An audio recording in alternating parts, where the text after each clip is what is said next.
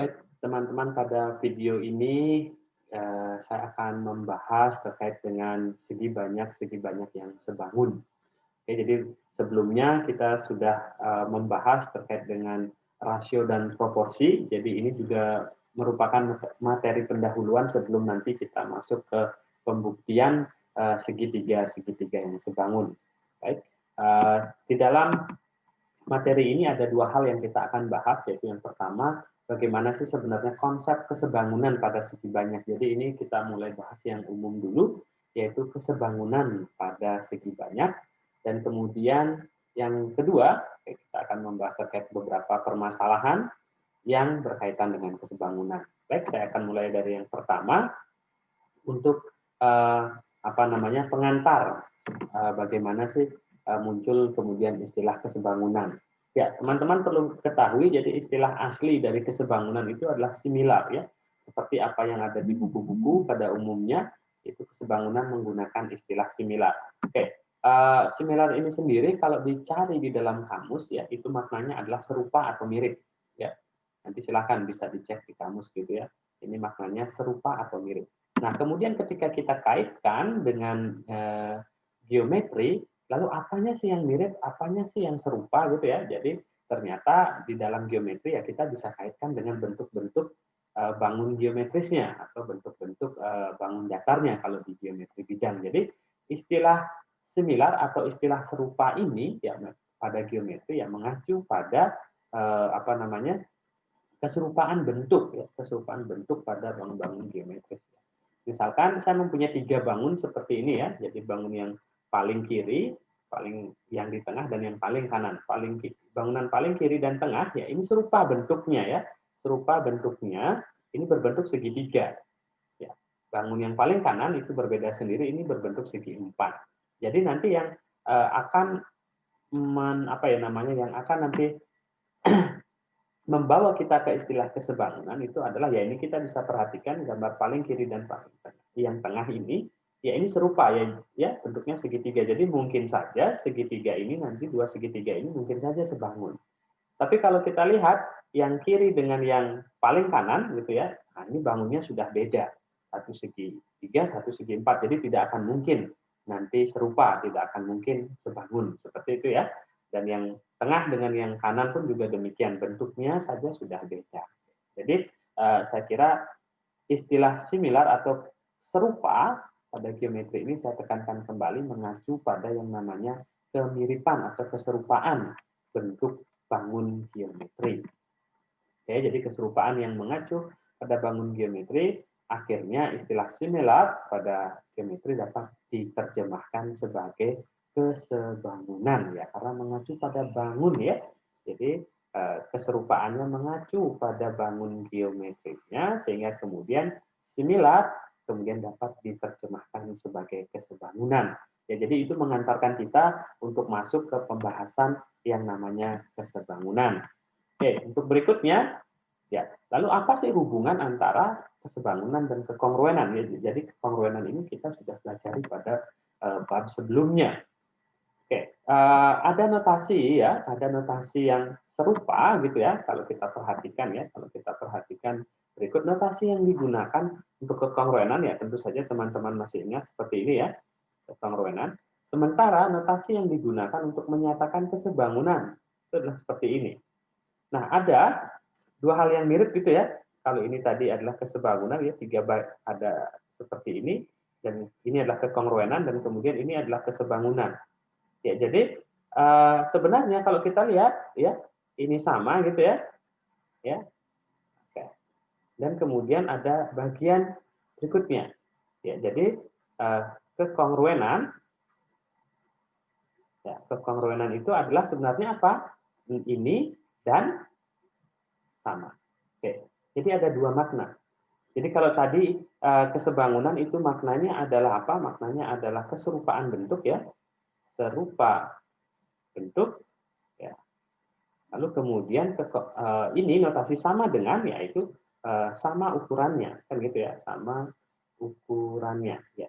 Jadi sebenarnya bahwa kekongruenan itu adalah selain bentuknya serupa dan juga ukuran ukurannya tentu saja yang bersesuaian itu adalah sama. Jadi ini notasi sama dengan digabung dengan apa namanya notasi serupa atau similar, jadilah dia apa namanya notasi untuk kekongruenan. Jadi saya kira sekarang sudah nampak hubungannya gitu ya antara kekongruenan dan kesebangunan. Kekongruenan itu lebih ketat, jadi ada dua, ya perlu ada sama ukurannya dan juga serupa bentuknya. Tapi kalau dia sebangun ya hanya melihat bentuk geometrisnya saja. Jadi notasi kongruen menyatakan ya ada dua ya, bentuknya serupa dan juga ukuran yang sama pada setiap bagian-bagian yang bersesuaian, entah itu sisi, entah itu sudut. Sementara notasi sebangun itu hanya menyatakan bentuknya serupa. Ya, jadi dari sini bisa kita ambil sebenarnya kesimpulan kalau kita hubungkan dengan segi banyak gitu ya. Jika dua segi banyak itu kongruen, jadi jika ada dua buah segi banyak yang kongruen, maka bisa dipastikan kedua segi banyak tersebut adalah sebangun karena sekali lagi kongruen itu mempunyai makna ya gitu ya, mempunyai dua makna yaitu serupa bentuknya dan sama ukurannya. Jadi pada bagian ini nanti kita hanya akan membahas ini ya keserupaan pada bentuk-bentuk bangun geometri. Nah, lalu nanti ukurannya bagaimana? Ya, saya kira tidak akan mesti persis sama, gitu ya. Nanti kita akan gunakan apa yang sudah kita bahas pada video sebelumnya, yaitu kita akan menggunakan proporsi. Oke, jadi kemudian dari sinilah lahir kemudian definisi kesebangunan ya. Dua segi banyak dikatakan sebangun jika memenuhi dua kondisi. Ya, jadi yang pertama itu adalah semua pasangan sudut-sudut gitu ya, pasangan-pasangan sudut yang bersesuaian itu adalah kongruen. Mengapa ini kongruen? Ini untuk menjamin ya, untuk menjamin bahwa bentuk segi banyak yang terbentuk itu serupa. Jadi kalau tidak kongruen tidak akan ada yang menjamin nanti bentuknya serupa. Ya bisa jadi nanti segitiga dengan segi empat gitu ya. Jadi untuk memastikan bahwa segitiga dengan segitiga, segi empat dengan segi empat. Lalu kemudian yang kedua syaratnya adalah semua pasangan-pasangan sisi yang bersesuaian membentuk proporsi. Jadi tidak mesti kongruen, tapi hanya membentuk proporsi. Ya, kita sudah belajar banyak di video sebelumnya terkait dengan proporsi. Oke, selanjutnya bisa diperhatikan ya. Jadi ada segitiga A, B, C, D itu sebangun dengan segi 4 ya maksudnya ya. Ada segi 4A, B, C, D itu sebangun dengan segi 4 HJKL. Lalu apa yang kita peroleh dari sini ya? Kita peroleh ya sekali lagi ada bagian-bagian yang bersesuaian itu kita perhatikan ya. A ini kalau kita perhatikan sudutnya ini akan bersesuaian dengan sudut H. Kemudian juga begitu B ini bersesuaian dengan ya dengan C dan kemudian C ya ini bersesuaian dengan K dan yang terakhir D ini bersesuaian dengan L. Lalu apa yang bisa kita dapatkan? Ya, kita pertama mengidentifikasi sudutnya. Kalau ini kongruen, maka sudut-sudutnya yang bersesuaian juga akan kongruen, yaitu sudut A ini akan kongruen dengan sudut H. Dan apalagi? Ya, sudut D ya, ini akan kongruen dengan sudut C dan sudut C ini akan kongruen dengan sudut K dan yang terakhir sudut D ini kongruen dengan sudut L. Ya, ini untuk sudut-sudutnya. Nah, lalu kemudian untuk sisi-sisinya, ya, perhatikan untuk sisi-sisinya membentuk suatu proporsi, tentu saja dengan kemudian sisi yang bersesuaian gitu ya. Jadi apa? AB ya, AB ini bersesuaian dengan mana? AB akan bersesuaian dengan AC. Ini akan membentuk proporsi dengan misalkan BC ini bersesuaian dengan itu ya, BC bersesuaian dengan CK. Oke. Lalu kemudian CD gitu ya akan bersesuaian dengan KL dan yang terakhir AD itu akan bersesuaian dengan HL. Ya, jadi inilah proporsi yang terbentuk antara apa? Antara panjang sisi-sisinya, yaitu AB berbanding HC itu sama dengan BC berbanding CK, sama dengan CD berbanding HL, kemudian AD sama dengan AD berbanding HL. Jadi proporsinya, jadi bukan panjangnya atau bukan apa namanya sisinya bukan kongruen, tapi membentuk sekali lagi ya membentuk proporsi. Ya. Jadi ini dia yang akan berlaku jika apa? Segi 4 ABCD kongruen dengan segi 4 HJKL. Lalu kemudian ya kita bisa perhatikan di sini, perhatikan segi 4 berikut ini ya. Jadi ini ada persegi di gambar A, kemudian ada persegi panjang di gambar B, dan di gambar C ini ada jajar genjang. Apa yang bisa kita amati ya? Yang pertama, misalkan yang pertama ya untuk segi 4 EFGH ya, EFGH ini tidak akan mungkin pernah sebangun ya dengan segi 4 atau persegi panjang RSTU. RSTU. Kenapa? Ya meskipun gitu ya. Meskipun ya sudut apa? Sudut E ini kongruen dengan sudut R. Jadi keempat sudutnya gitu ya. Sudut R ini kongruen dengan sudut mana? Sudut F, sudut S ya. Kemudian sudut G kongruen dengan sudut T, dan sudut H kongruen dengan sudut U ya. Meskipun sudutnya kongruen, tapi sekali lagi sisi-sisinya gitu ya. Sisi EFGH dan sisi-sisi RSTU ya belum tentu atau saya bisa mengatakan ini tidak bisa membentuk proporsi. Mengapa demikian? Ya kita bisa lihat saja gitu kan, ini sisinya sama panjang persegi gitu ya. Ya sama panjang. Nah ini ya, tidak bisa akan membentuk suatu proporsi. Nanti silahkan bisa dicek gitu ya. Kemudian ya saya kira juga kalau EFGH ya dua misalkan EFGH ini juga tidak akan kongruen dengan WX YZ. Karena apa ya? Karena jelas ya, ini sudut-sudutnya gitu ya. Jajar genjang kan tidak mesti sudutnya 90 derajat ya. Karena apa? Ya karena sudut atau pasangan sudut-sudutnya ya tidak kongruen. Ya. Jadi apa yang ingin saya perlihatkan pada bagian ini? Saya ingin memperlihatkan bahwa ada dua, sekali lagi ada dua hal yang harus dipenuhi kalau dua buah bangun geometris atau dua buah segi banyak itu sebangun. Yang pertama, semua sudut-sudut yang bersesuaian itu harus kongruen, dan kemudian semua pasangan sisi-sisi yang bersesuaian itu harus membentuk proporsi. Jadi sekali lagi ada dua ya, karena yang pertama ini tadi ya, yang A, hubungan A dengan B, ini meskipun sudutnya oke, tetapi sisi-sisinya tidak membentuk proporsi. Kemudian A dengan C, ya A dengan C untuk persegi dengan jajar genjang ini, ya jelas bahwa apa? Sudut-sudut yang bersesuaiannya tidak kongruen. Oke, kemudian ya ini juga untuk menggali lagi ya, untuk memperdalam terkait dengan konsep sebangunan. Bangun-bangun manakah berikut yang harus sebangun atau yang mestinya sebangun gitu ya? Apakah sembarang dua buah segitiga sama kaki itu mesti sebangun? Ya, jadi nomor A ya, pembahasan nomor A, ya, segitiga sama kaki gitu ya, segitiga sama kaki misalkan sama dengan ini ya, ini saya buat yang lainnya lagi ya. Oke. Ini sama dengan ini ya, misalkan A, B, C, kemudian D, E, F.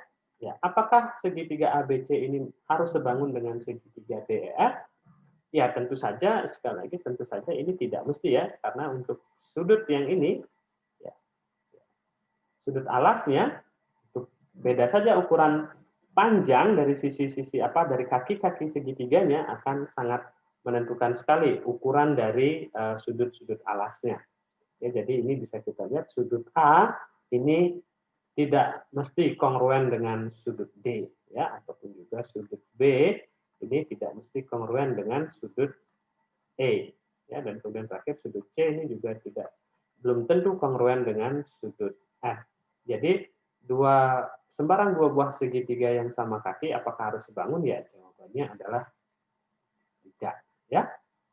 Kemudian sembarang dua buah segi lima beraturan ya, segi lima beraturan. Jadi ada dua segi lima beraturan ya.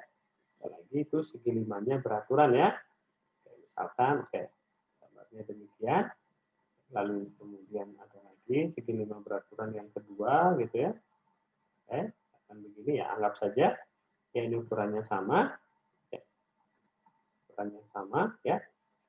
Ya, jadi A, B, C, D, E, kemudian E, F, G, H, I ya. Nah, kita tahu bahwa dalam segi 5 beraturan ya setiap sudut interiornya itu ukurannya sama ya, ukurannya sama. Ya, ini pun juga demikian, ini juga segi 5 beraturan ya. Ini juga akan ukurannya sama. Sehingga dari sudut-sudutnya ya kita sudah berani menjamin bahwa setiap pasang sudut-sudut yang bersesuaian itu adalah kongruen. Nah, lalu kemudian sisi-sisinya pun ya kita juga bisa menjamin ini ya. Sehingga untuk yang B sembarang dua buah segi 5 yang beraturan itu pastilah atau haruslah sebangun. Jadi ini ya. Nomor C, sembarang dua persegi panjang ya. Nomor C ya, ada persegi panjang gitu ya. Ya. Ini ada persegi panjang ya. Misalkan ini A, B, C, D, kemudian di sini E, F, G, H ya. Untuk sudut saya kira tidak masalah gitu ya. Untuk sudut ya keempat-empatnya sudutnya ya semua besarnya sama 90 derajat. Tapi belum ada jaminan ya untuk sudut oke gitu ya. Ya, yang dimaksud oke di sini adalah yang bersesuaian kongruen, tapi untuk sisi ya, untuk sisi ya tidak ada jaminan untuk mengatakan ini oke ya, sisinya masih seperti itu. Jadi sehingga ini tidak harus menjadi dua buah persegi panjang yang kongruen. Oke, kemudian bagaimana kita menyelesaikan persoalan-persoalan dalam kesebangunan. Ya, misalkan segitiga ABC ini diketahui sebangun dengan DEF, ya, sekali lagi nanti A akan bersesuaian dengan D, B akan bersesuaian dengan E, dan yang terakhir C akan bersesuaian dengan F. Tentukan bagian-bagian yang belum diketahui ya, belum diketahui dari segitiga DEF ya. Jadi yang belum diketahui itu ada sudut D, sudut E, sudut F, panjang DE dan panjang EF. Jadi masih ada 5 bagian yang belum diketahui. Ya berdasarkan definisi sudut, sekali lagi yang bersesuaian itu mesti sama panjang gitu ya.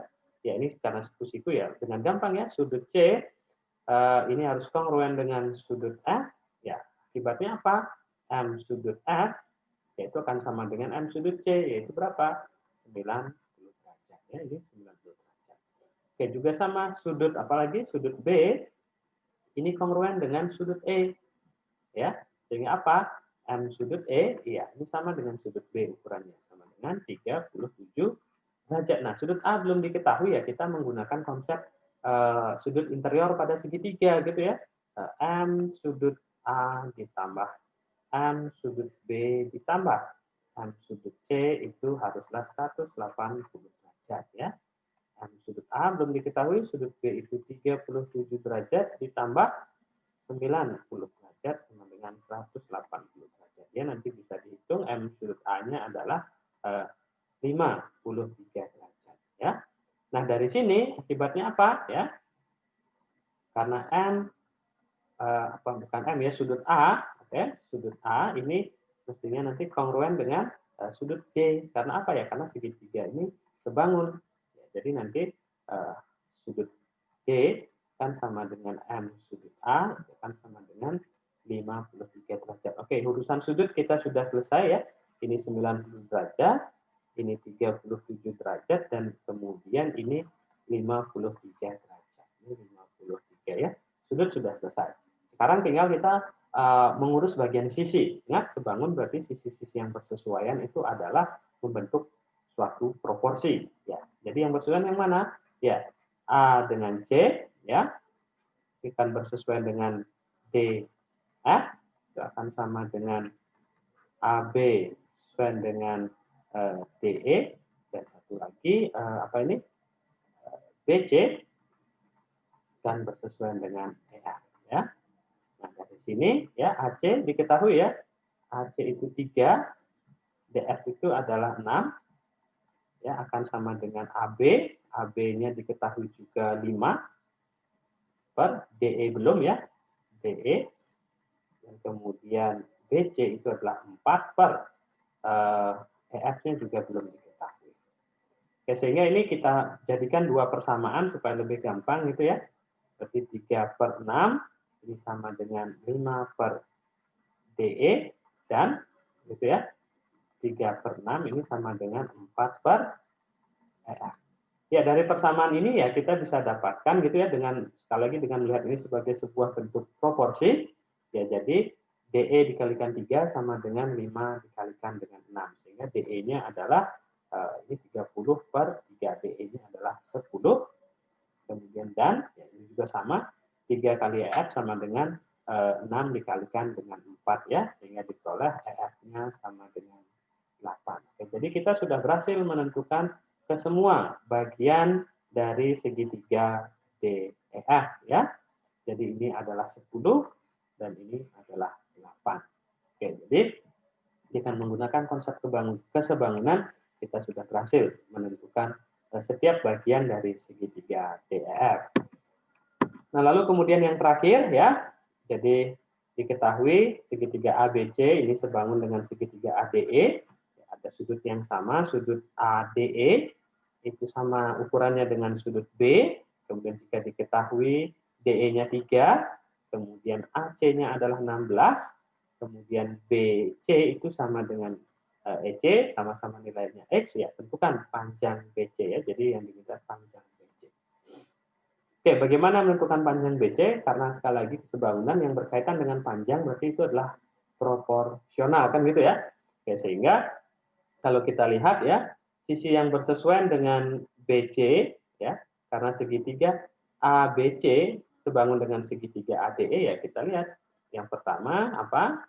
Sisi yang bersesuaian dengan BC itu adalah, gitu ya. Sisi yang bersesuaian dengan sisi BC itu adalah DE. Oke.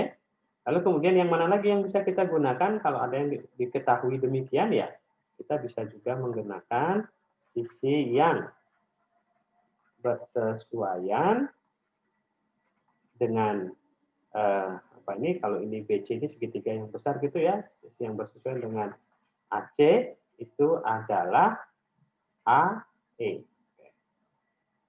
Nah, sehingga kemudian kita mendapatkan proporsinya ya. Oke, proporsi. Bagaimana proporsinya? Ya, segitiga ABC kan gitu ya, atau segitiga ya berarti ini DE berbanding BC ini akan sama dengan, oke, kalau DE ini yang kecil berarti sama dengan AE berbanding AC. Oke. DE-nya adalah berapa tadi? DE-nya 3. Oke. BC-nya itu adalah X sama dengan AE. AE kalau ini AC-nya 16, EC-nya adalah X, ya maka AE-nya sendiri adalah 16 dikurangi dengan X. Oke, jadi ini adalah 16 dikurangi X, kemudian per AC, AC-nya sendiri adalah 16. Ya, lalu kita dengan menggunakan means extremes property, ya kita bisa dapatkan bahwa apa? Hasilnya adalah ya dengan menggunakan means extreme gitu ya. Properti ya kita dapatkan 3 kali 16 sama dengan X dikalikan dengan 16 dikurangi X. Ya, ini hasilnya apa? Ini adalah 48.